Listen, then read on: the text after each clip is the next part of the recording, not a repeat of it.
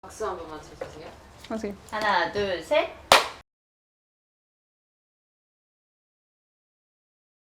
네, 그러면은 개괄적인 얘기를 했으니까 이제 저희가 챕터마다 스르륵 넘겨보면서 조금씩 세부적인 얘기들을 해볼게요. 저는 사실 서문도 되게 좋았어요. 페미니즘이란 무엇인가? 그러니까 되게 뻔한 질문 같긴 하지만 사실은 늘 우리가 힘들어하는 질문이잖아요. 뭐라고 설명해야 될지 잘 모르겠는. 근데 저는 그래서 이 서문만이라도 좀 사람들이 읽어봐도 되게 좋을 것 같다는 생각을 하면서 사실 밑줄이 제일 많이 그어진 부분이 서문이에요, 저는. 네. 그래서 예를 들면 뭐 페미니즘이 무엇이다 라고 정의하는 것보다 여기서는 페미니즘이 어디에서 시작되는가가 더 중요하다라고 말을 해요. 그러니까 뭐 17쪽 같은 데 보면 그 시작점이 두 가지다. 하나는 현재 여성이 예속 상태에 있다. 그러니까 아무리 어떤 법적 혹은 뭐 문화적 토대가 발전한다 하더라도 예속 상태가 여전히 유지되고 있다는 거. 그리고 그 예속 상태는 바뀌어야 된다. 요 두 가지다. 되게 명쾌하더라고요. 이 두 가지가 있기 때문에 페미니즘이 계속해서 있어야 되는 거고, 있어야 된다고 주장하는 거고. 그래서 저는 이런 식으로 뭔가 이 책이 이론적으로 뭐 몇 년도부터 뭐가 나왔고, 참정권 운동이 언제 시작됐고, 그게 중요한 게 아니라 실제 우리가 사는 데 있어서 예속 상태에 놓여 있다. 라고 했을 때 거기에 누군가는 그렇다라고 할 것이고 누군가는 그렇지 않다라고 할 거잖아요. 거기서 출발하는 거니까 그런 식으로 이렇게 시작을 하고 있는 게 되게 좋았어요. 그래서 그리고 이 예속 상태라는 게 이제 교차성이라는 게 그 다음 페이지에 바로 나오는데 교차성을 설명할 때도 뭐 kimberly crenshaw 몇 년도에 뭐 그게 아니라 뭔가 이 예속 상태가 여성마다 다 다르다는 거죠. 같은 여성이 아니라는 말이 결국은 너 주민번호 2 아니야? 이게 아니라 예속 상태에 처해 있는데 그 처한 예속 상태의 꼴이 다 다르다는 거죠. 그 다르다는 걸 설명하는 게 이제 교차성이다라고 좀 더 경험적으로 얘기를 하고 있어요. 그래서 예를 들면 뭐가 있을까요? 흑인 노동자 여성과 제가 처한 예속 상태는 다르겠죠.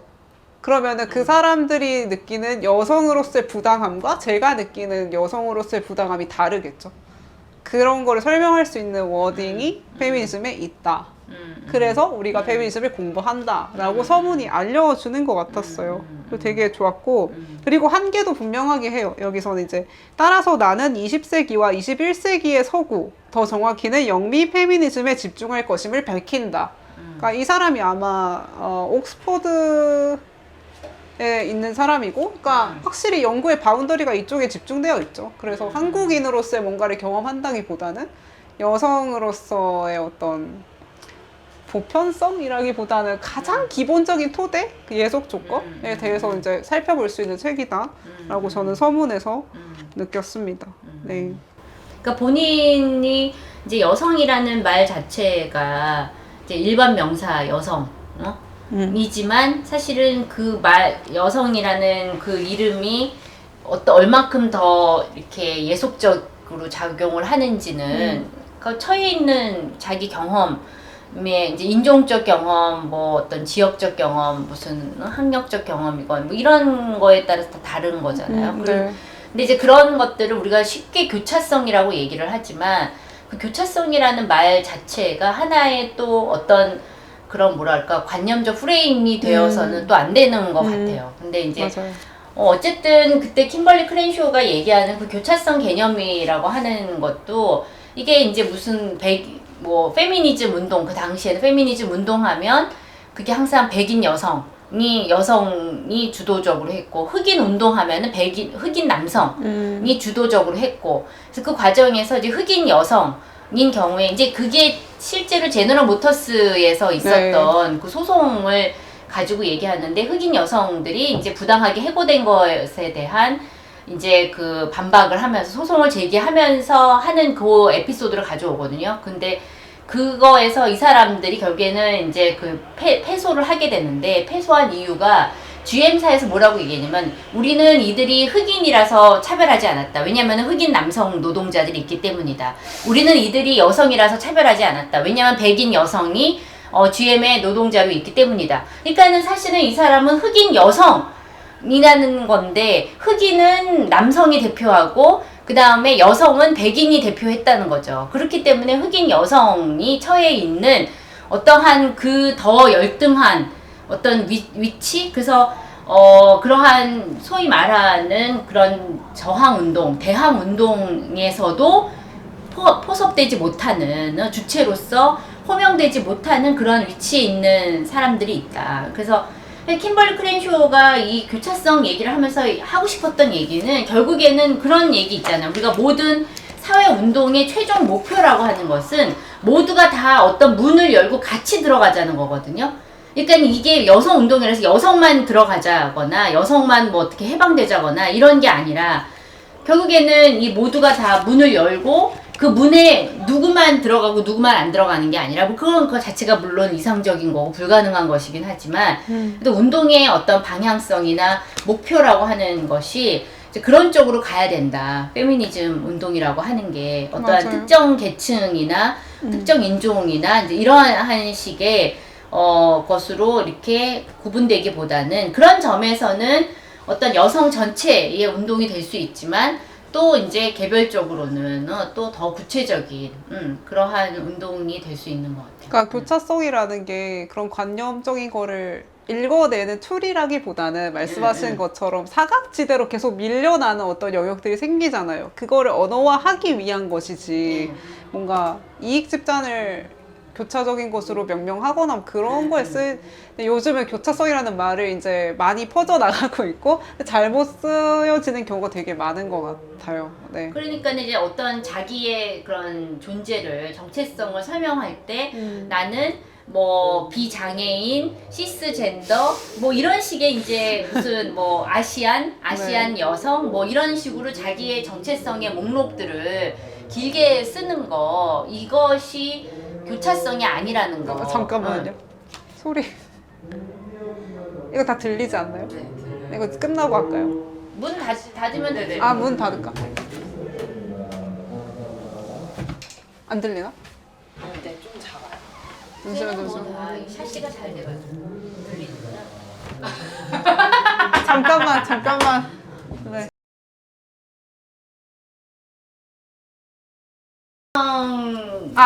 그 정체성 나열. 네, 정체성의 나열의 문제가 아니라 교차성이라고 하는 것이 예를 들면은 사실 우리나라 이제 그 페미니즘 리부트 하면서 다시 이제 그런 페미니즘 관련 논의들이 활발해지기 시작했던 2015년, 6년 이제 네. 그때부터 이제 논의가 많이 됐는데 그때 주로 물론 이제 뭐 기자들이 그런 식의 것들을 이제 SNS에 누군가 때 한소인가 뭐 한소희 맞아요. 한소희 네, 연예인. 연예인 네. 아무튼 그 사람이 뭐 이제 머마드의 대표인 것처럼 막 얘기를 하면 그걸 가지고 막 기사화하고 그런 적이 있었잖아요. 근데 그때도 보면 해화역 시위에서도 사람들이 막 다 이제 섞어는 안 된다. 그러니까 마치 습가는 안 된다. 그래서 뭔가 자기들이 그런 페미니스트 네. 순혈주의자들이고 네. 기혼자들, 그다음에 애 있는 사람들, 그다음에 게이들 이런 애들은 다 습가. 그 너넨 안 돼. 아, 기혼자도 습가인 거예요? 기혼자도 습가라 그랬어.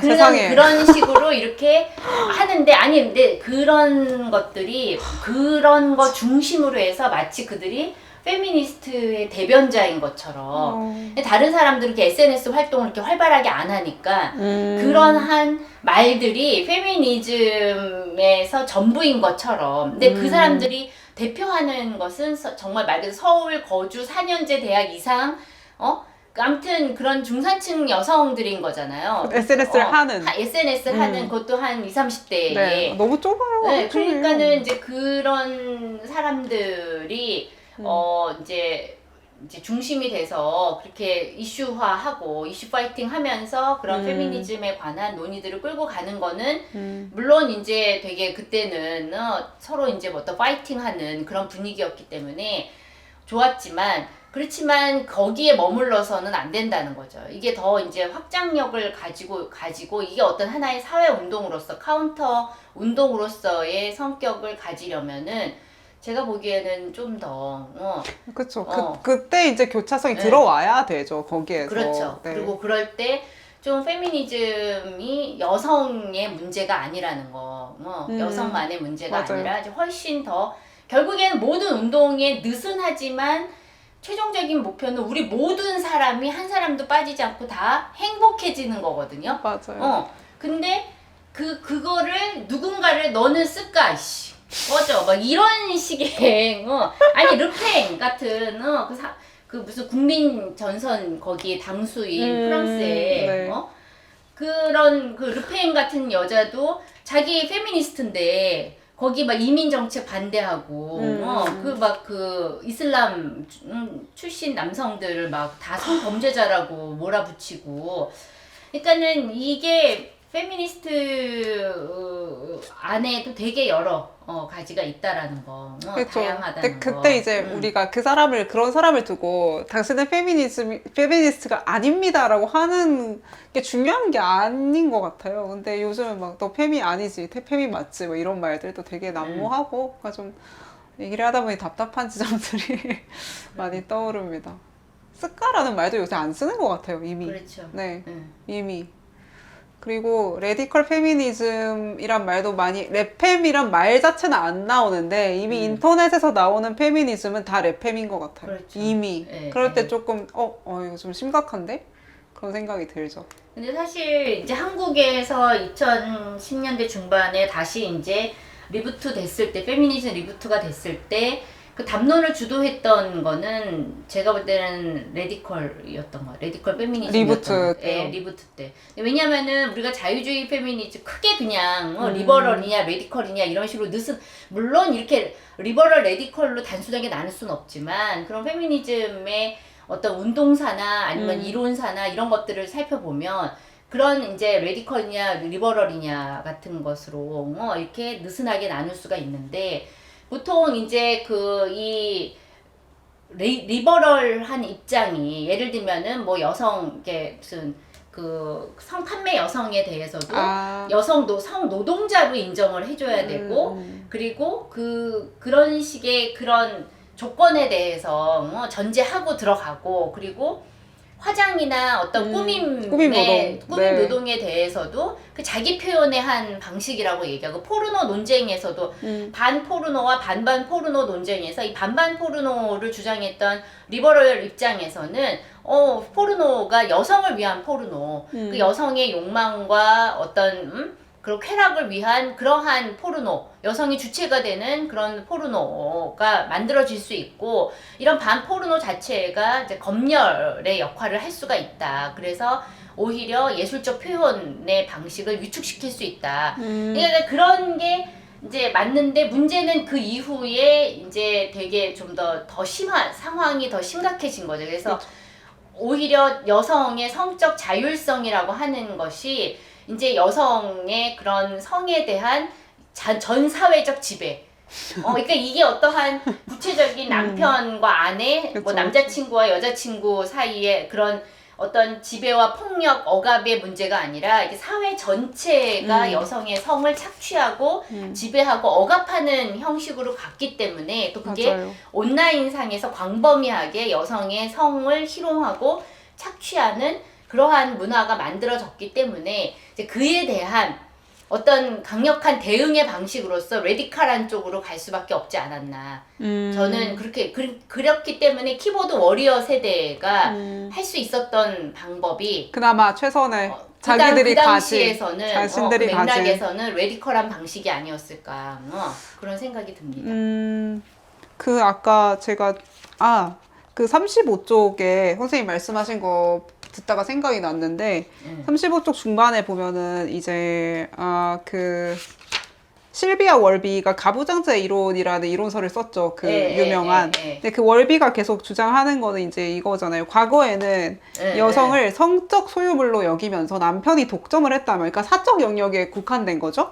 근데 오늘날의 여성은 그 어떤 남성에게라도 성적 대상이 될 수 있다. 그러니까 그런 소유 관계나 지배 욕망의 대상이 공적 영역으로 오히려 확장된 것이지 그렇죠. 가부장제가 철폐된 것이 아니고 끝난 것이 아니다라고 했잖아요. 그러니까 말씀하신 것도 그런 맥락에서 이제 그 우리나라의 랩팸 등장했던 게 그에 대한 어떤 무력감을 탈피해보고자 이제 그렇게 좀 공격적인 태세를 그렇죠. 취했던 거죠. 그러니까 오히려 문화적으로 좀 풍성하고 경제적으로 여유가 있을 때는 리버럴한 주장들이 자유주의 페미니즘이 오히려 더 이게 미국의 경우는 하는 7, 것 80년대 같아요. 때 그때 딱 그러니까 그때 나온 딱 거잖아요. 70년대 이제 60년대 말 70년대에 레디칼 제2차 페미니즘 물결의 전반적인 기조가 레디칼한 입장이었거든요. 근데 그것에 대한 이제 백래시가 80년대 있었고 또 이 80년대가 가장 문화적으로 보수주의적인 것으로 이제 레이건이 이제 그 정권을 잡고 하면서 미국의 그 보수주의가 탄압, 득세하던 때였고 그래 그때 거대한 백래시가 수잔 팔루디가 얘기하는 그 백래시에서 주로 다루는 잡지들이 다 80년대 맞아요. 잡지들이에요. 근데 거기에서 이제 뭐 이렇게 뭐 그 일을 기쁘게 하는 뭐 10가지 방법이라든가 뭐 이런 식의 매거진들. 매거진들에서 다루는 그러한 이제 논의들이나 이런 것들 그리고 거기에 어떤 일정 부분에서는 여성 이제 페미니스트들이 어떤 면에서는 좀 여성의 성적 자유와 해방을 주장을 했는데 그 성적 자유와 해방에 대한 주장이 한편으로는 당시에 그러한 문화 자본주의와 결합이 되면서 이제 여성에게 더 이제 여성을 성적으로 이제 상업화하고 그리고 이제 그런 것들이 좀 결합된 게 아닌가 그쵸. 싶어요. 그러니까 네. 개방되었다고 보이게끔 하지만 사실은 이게 과연 개방인가? 과연 주도권이 나에게 여성에게만 있는가? 근데 소비와 상품화라는 거에서 벗어날 수 없을 때 그게 정말 얼마나 주체적인 개방성인지에 대한 거죠. 그러니까 80년대도 저는 미국 80년대 하면 에이즈 운동과 에이즈 사태라고 해야 될까요? 그게 제일 많이 생각이 나는데 하여튼 그런 거를 봐도 머리가 너무 복잡해지네요. 그러니까 어떻게 보면은 90년대 한국의 어떤 이 페미니즘 운동은 한편으로는 뭐 나를 아니 뭐 나는 소망한다 내게 금지된 것을 같은 거 굉장히 양귀자. 레디컬한 양귀자의 그 소설은 굉장히 레디컬한 것 같은데 뭐 아무튼 아니지만 어쨌든 거기 나오는 그 뭐 문장들이나 어디서 가져온 그런 인용한 문장들은 그런 레디컬한 입장을 드러내고 있는데 또 이제 한 90년대 중후반에 여성 작가들의 어떤 불륜 소설이라든가 그런 걸 보면은 이 여성이 성적으로 전경린 소설이라든가 모니경 소설도 그렇고 성적인 자유나 해방이나 이런 것들을 주장을 한단 말이에요. 그리고 벌써 쿨한 여자들. 그러니까는 막 손쉽게 한 3명, 4명 남자와 은희경 소설이 그런 거 아니에요. 맞아요.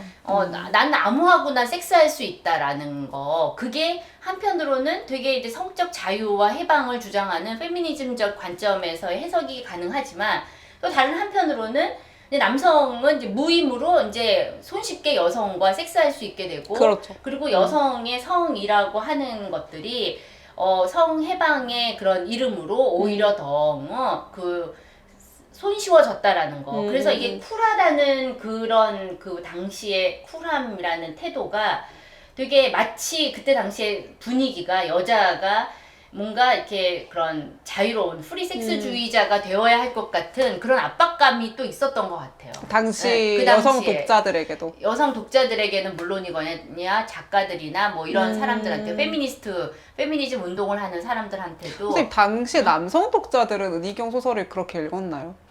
그걸 제가 어떻게 알아요? 저는 당시에 애기였기 때문에 모르기 때문에 저도 모릅니다.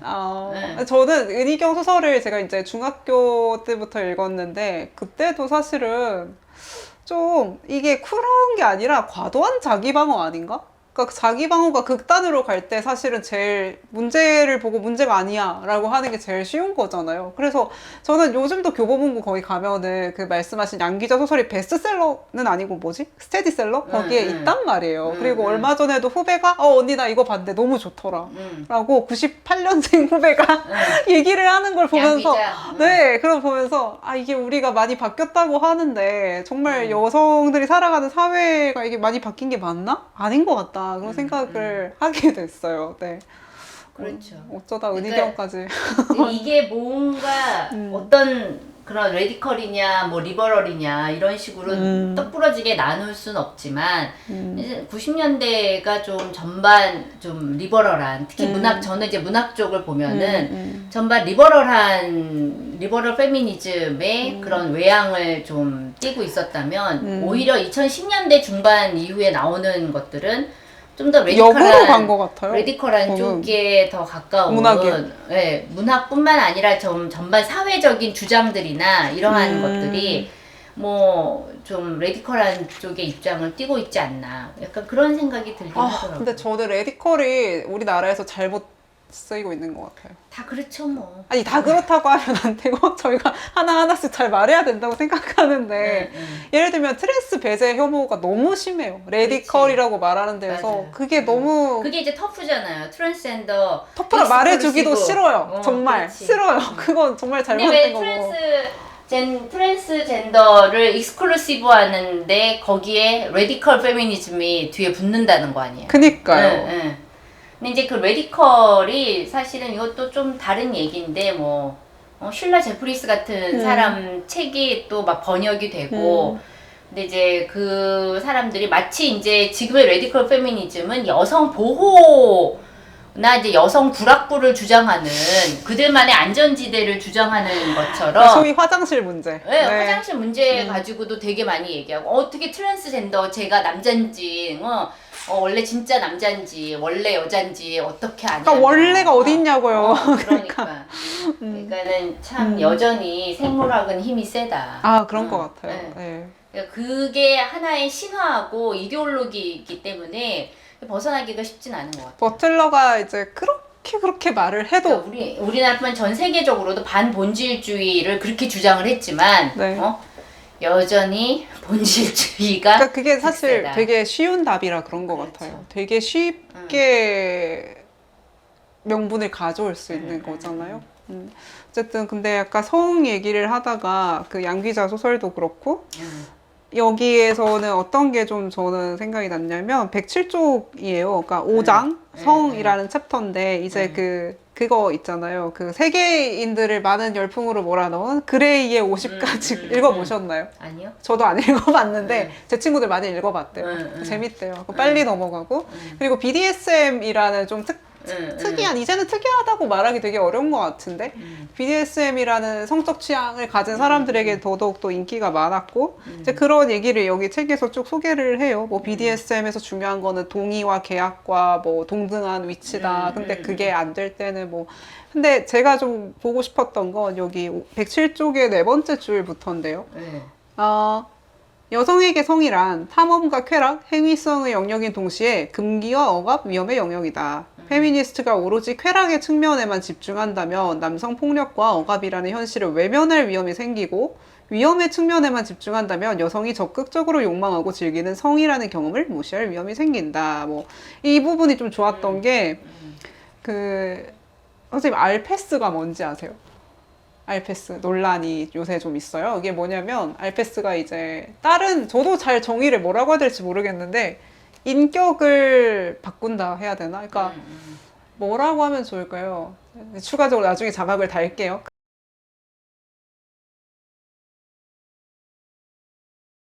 근데 알패스가 이런 거예요. 예를 들면 아이돌 팬덤에서 알패스 논란이 많은데 최근에 제가 들었던 것 중에 충격적인 거 하나는 이제 남자 아이돌 팬들은 대부분 누구죠? 여성들이죠. 여자. 10대, 20대 여성들이죠. 20, 30대까지. 근데 그 여성들이 이제 아이돌 멤버를 가지고 장난을 치는 거예요. 그러니까 요즘에 이제 뭐 기술이 좋으니까 편집 기술이 좋으니까 내가 좋아하는 멤버 2명을 골라요. 고른 다음에 이제 둘이 커플링을 하는 거죠. 그게 이제 옛날 같으면 BL 문화, 만화, 팬픽 이런 건데 요즘은 영상을 가지고 영상 제작을 하는 네, 그럴 수도 있는데 A와 B가 있다고 치면 A를 뭐 20대 대학생 남자로 만드는 거고 B를 신생아로 만드는 거예요. 애기, 진짜 갓 돌된 애기. 그리고 둘의 성관계를 만드는 거예요. 텍스트로. 애기를 신생아와 20대 남성. 신생아를 그니까. 얼굴만 그러면 그 B의 그렇죠. 얼굴이고 몸은 신생아? 그렇죠. 그러니까 그런 거에 여성의 욕망, 쾌락, 금지된 것에 대한 여성이 이제 침범한다라고 적극적인 욕망의 발현이다라고 볼 수 있을지?